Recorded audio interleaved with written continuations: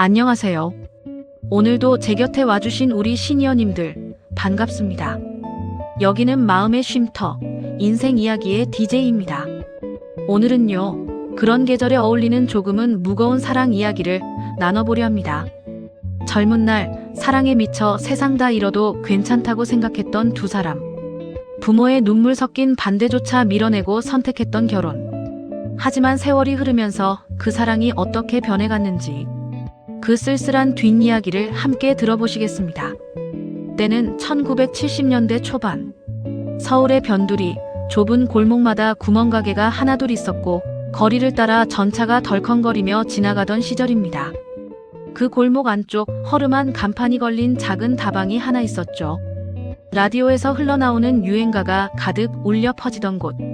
언제 가도 담배 연기와 커피향이 뒤섞여 있던 그 시절 청춘들의 작은 아지트 같은 공간이었습니다. 그곳에서 20살 청년 준호와 20살간 넘은 아가씨 미정이 처음 만났습니다. 준호는 키가 훤칠했고 말은 없지만 눈빛이 깊었습니다. 공장에서 일하며 동생들 뒷바라지를 하는 장남. 가난했지만 묵묵히 버티는 힘이 있는 청년이었죠. 미정은 재봉틀 앞에 앉아 하루 종일 옷감을 꿰매는 일을 했습니다. 손끝은 늘 바늘에 찔려 굳은 살투성이었지만 눈빛만큼은 맑고 순수했습니다. 교복을 벗은 지 얼마 안 된 앳된 얼굴. 그러나 생활의 무게를 일찍 배운 성숙한 소녀였습니다. 처음 눈이 마주쳤던 날, 라디오에서 흘러나오던 노래가 괜스레 가슴을 두근거리게 했습니다. 세상에 사람은 많았지만 그 순간에는 둘만이 남은 듯 했습니다. 그 뒤로도 준호는 다방에 들를 때마다 미정을 찾았습니다. 커피잔을 내려놓으며 살짝 부딪히던 손끝, 말 한마디 건네지 않아도 설레는 눈길. 그러다 마침내 준호가 먼저 말을 건넸습니다. 혹시 오늘은 일찍 끝나나요? 집까지 같이 걸어가도 될까요? 미정은 얼굴이 발그레해져 고개를 끄덕였죠. 그날부터 두 사람의 사랑은 시작됐습니다. 밤마다 편지를 주고받고 퇴근길에 손을 꼭 잡고 골목을 걸었습니다. 비 오는 날이면 우산 하나를 나눠 쓰며 빗방울 속을 걸었죠. 나 당신 없으면 못 살 것 같아. 나도 그래. 세상 끝까지 당신이랑 같이 갈 거야. 그 뜨거운 사랑 앞에서는 가난도, 시선도, 미래의 두려움도 아무 의미가 없었습니다. 하지만 현실은 달랐습니다. 준호의 부모님은 단호했습니다. 안 된다. 우리 집 장남 며느리로는 어림없다. 재봉이라는 아가씨가 우리 집 살림을 감당할 수 있겠니? 미정의 부모님도 반대했습니다. 너 고생길 뻔히 보이는데 왜 굳이 거길 가려고 하니? 사랑만으로는 밥 못 먹고 산다. 그 말에 미정은 눈물이 핑 돌았습니다. 엄마, 아빠, 저는요. 돈보다 사랑이 더 중요해요. 준호도 맞섰습니다. 저는 미정이 아니면 안 됩니다. 죽을 때까지 지켜줄 겁니다. 하지만 부모님의 눈에는 그저 철없는 청춘의 고집으로만 보였죠. 밤마다 싸움이 이어졌고 결국 양가 모두 등을 돌렸습니다. 결국 두 사람은 도망치듯 결혼을 강행했습니다.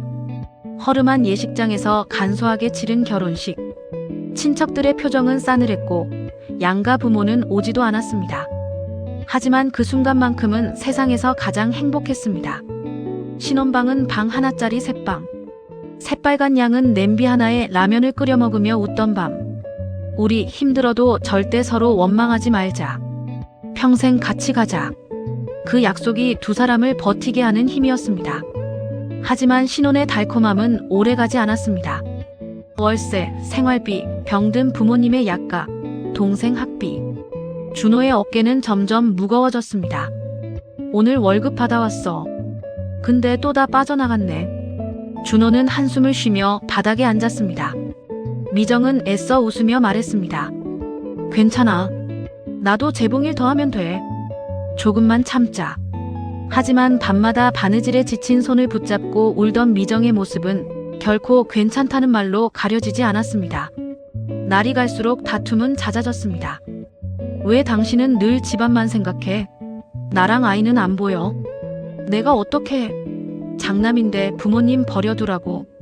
목소리가 높아지고 눈빛이 날카로워졌습니다. 사랑한다는 말은 사라지고 서로를 원망하는 말만 가득했습니다. 어느 날은 술에 취한 준호가 늦게 들어왔습니다. 당신 또 술 마셨어? 돈도 없는데. 술이라도 안 마시면 내가 미칠 것 같아서 그래. 문을 쾅 닫고 들어눕는 준호. 그 곁에 서서 울고 있는 미정. 그 장면이 반복될수록 둘의 마음은 멀어져 갔습니다. 세월은 흘러 아이 둘이 태어났습니다. 하지만 아이들의 웃음소리도 집안의 싸움 속에 묻혀버렸습니다. 큰아이는 늘 부모 눈치를 보며 자랐고 작은아이는 밤마다 싸움 소리에 울음을 터뜨렸습니다. 당신들 그만 좀 싸워. 나도 힘들다고. 어느 날 큰아이가 울부짖던 모습에 미정은 하염없이 울었습니다. 결국 미정은 결심했습니다. 이제는 더 못 살겠어. 아이들만큼은 이렇게 키울 수 없어. 짐을 싸고 아이들을 데리고 친정으로 돌아갔습니다. 그날 준호는 말없이 담배만 피웠습니다. 연기 사이로 떨리는 눈빛이 보였지만 붙잡지 않았습니다.